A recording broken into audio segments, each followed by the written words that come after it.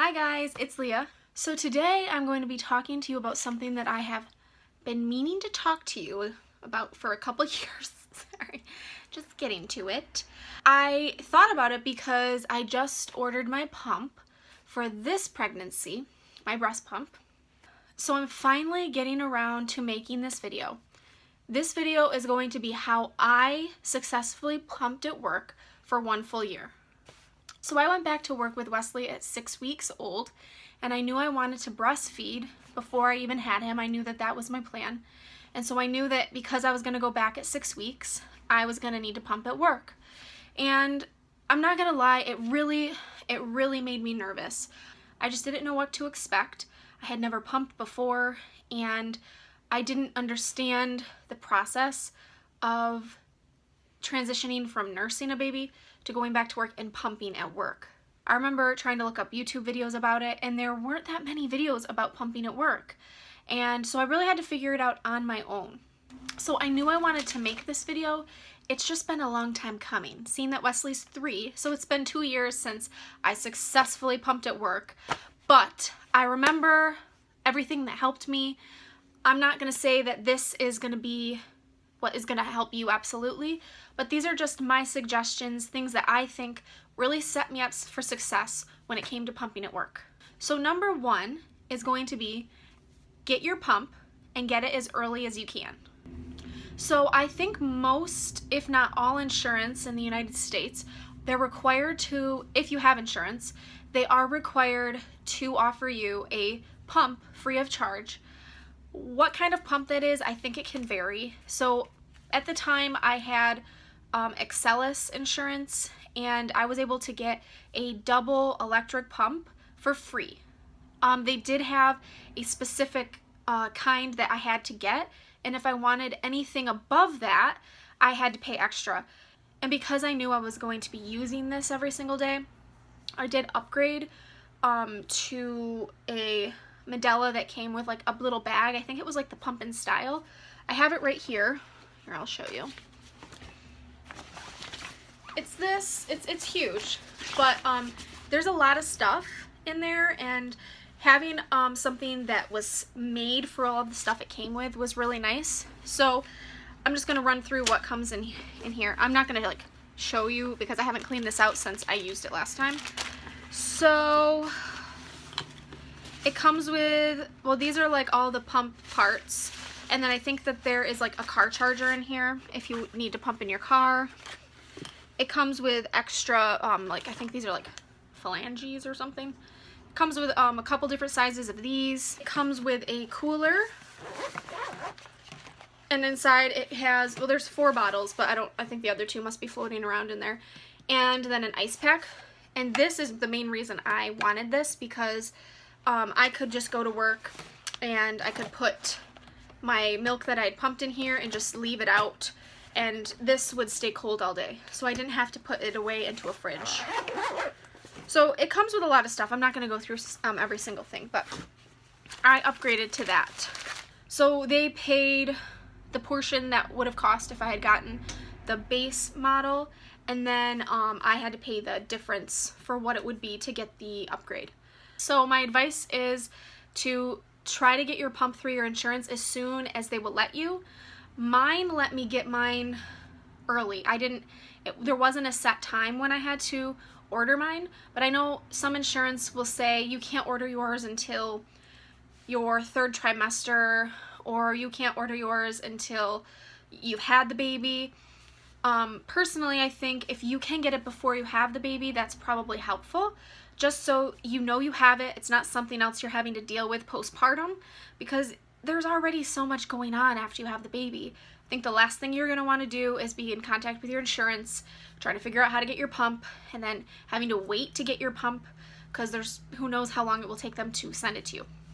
So number 1, get your pump and get it as early as you can.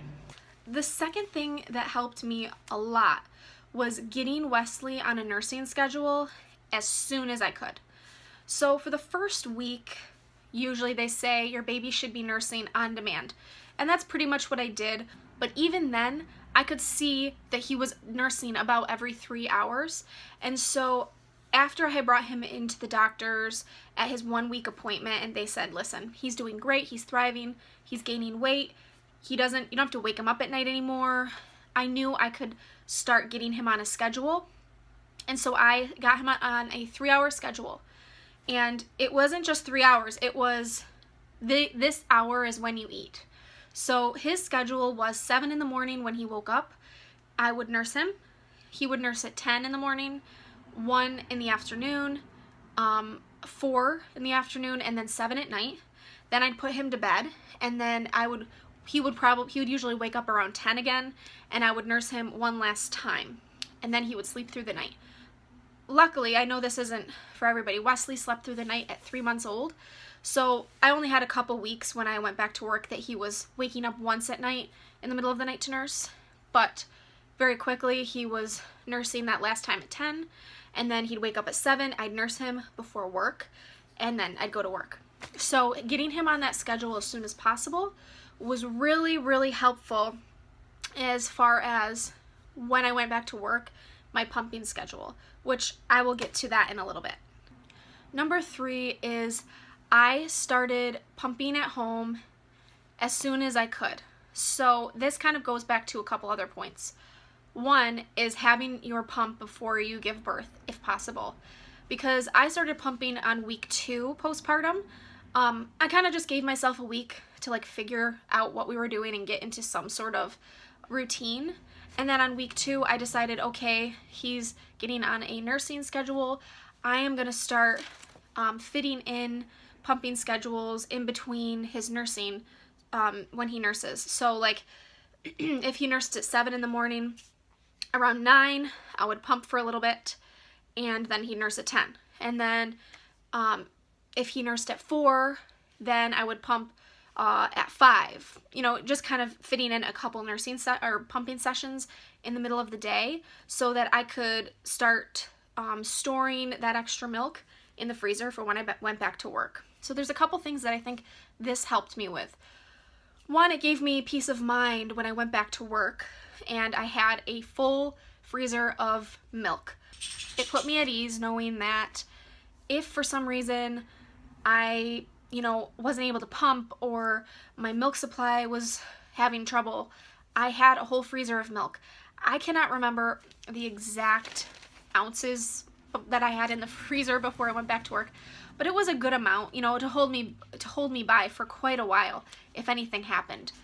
The other thing that I think pumping before I went back to work helped me with is that it got me used to my pump. So I think if I had kind of just waited and gone back to work and figured out how to use the pump then, it could have been a little bit overwhelming.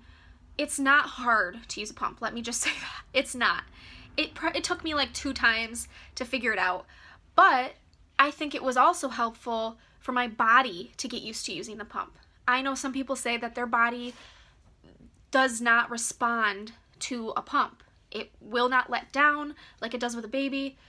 Some people's body just, they don't use it enough, and so then they go and try to use it when they want to go out or do something, and their body's like, what's this? This isn't the baby. So getting my body used to responding and letting down before I went back to work so that when I went back, I knew my body knows what it's doing when I'm using the pump. There's not going to be any surprises. That was helpful. Number 4 is I called work ahead of time before I went back at 6 weeks. So I called them and I said, I'm expected back at work in a few weeks, but just so you know, I will be pumping when I'm there. So what are your expectations? Where can I pump? Just getting an idea of what kind of expectations were going to be on me as far as pumping goes. So I was really lucky because my work was really, really accommodating. They didn't have many expectations when it came to me pumping.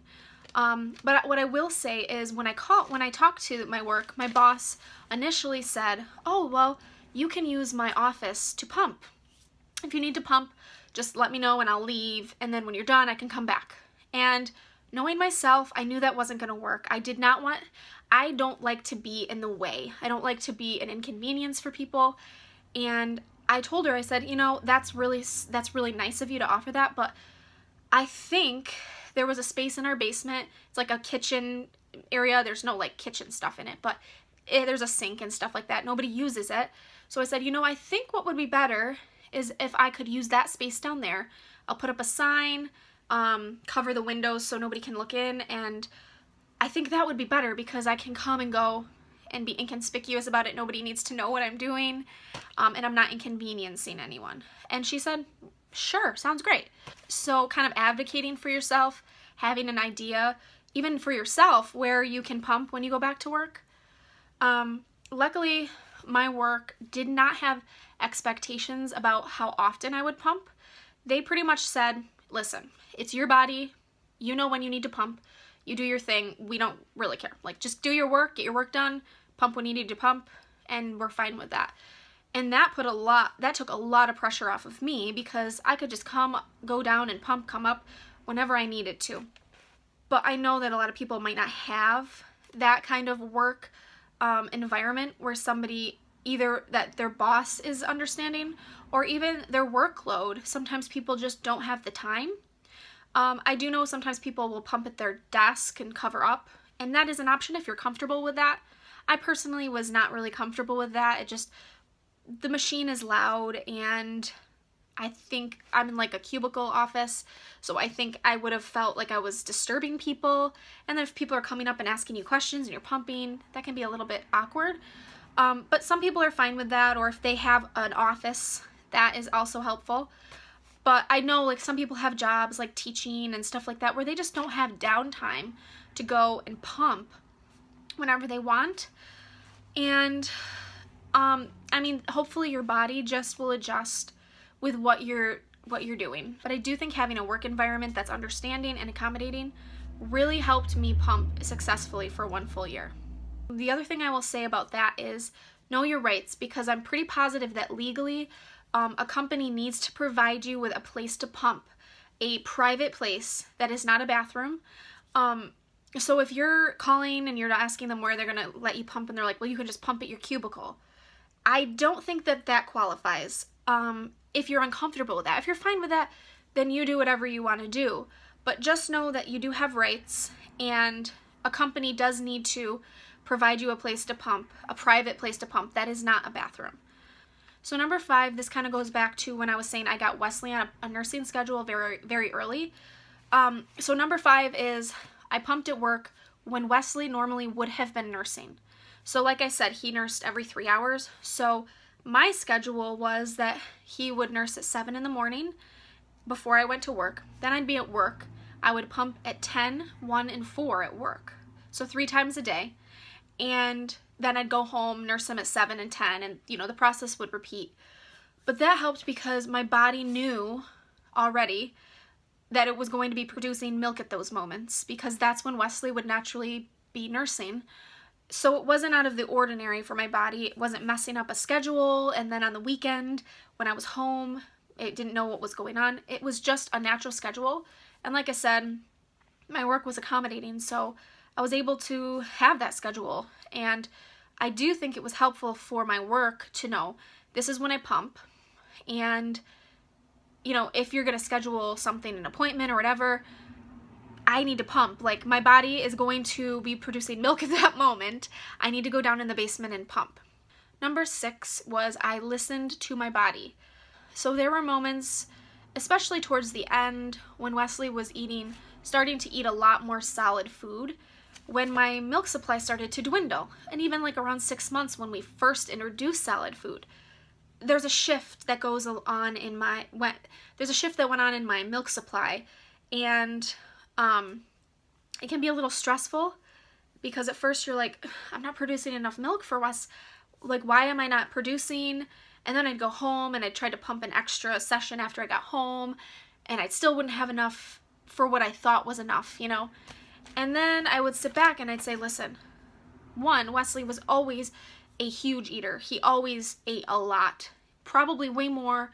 He probably drank way more ounces of milk than most babies at his age did. He was always chubby. He was always healthy. So once I stopped and really looked at what my body was producing, and then thinking, okay, he's taking in solids now, I had to say, my body is reflecting what Wesley is eating. So if it's producing 2 ounces less than it was, it must be that that's what Wesley is now needing. He's not needing as much as he was anymore. So kind of listening to my body and not getting too stressed out about it, because he was always healthy, he was always flourishing and growing, and just taking a cue from what my body was producing. With that said, I'm going to come to my last couple points. So these are just kind of thrown in points. Sometimes, like if you have a cold, your milk supply will go down a little bit while your body's fighting that infection. And in those times, I didn't really know what to do. I didn't want to be trying to pump in, when I went home at night. And my sister recommended fenugreek, which is like an herbal supplement. It's just something you can get at like, the vitamin section in Target or Walmart. And that really helped. I was so amazed when I took that, how much that helped my milk supply. And I mean, a little side note, it makes you smell like maple syrup. Like, I'm not kidding. My sister had told me this, but I was just like, oh, okay. Well, they do. They smell like maple syrup, but when you're taking it in, you like exude like maple syrup. Like, I smelled like a pancake for like, whenever I was taking it, people would be like, do I smell pancakes? I'm like, no, that's me. That's me. I mean, there's worse things I guess you can smell. Like maple syrup's pretty good smell. But it was just so odd. But it really did help my milk supply when I needed it. I didn't take it all the time, just when I needed a little boost, when my immune system needed a little bit of a boost. So second to the last thing is I would suggest getting a hands-free device. So you can buy they're like these little straps that you put over your bra, and they have little openings right here that you can put your, I think they're called phalanges. I'm just gonna say that, sorry if I'm wrong. And they stick out, and then your bottles would attach to those, so you don't have to hold anything while you pump. So you can be sitting there and looking at your phone or working if you need to work. Well, you can buy those, but being on maternity leave and not getting like all the money that you're supposed to be getting, it can be hard financially after having a baby. So I didn't want to go buy one of those. So what I did, okay, so this looks kind of silly, I know. So this is what I used. It's like a Lycra, it's like a stretchy material. What it was an old tank top.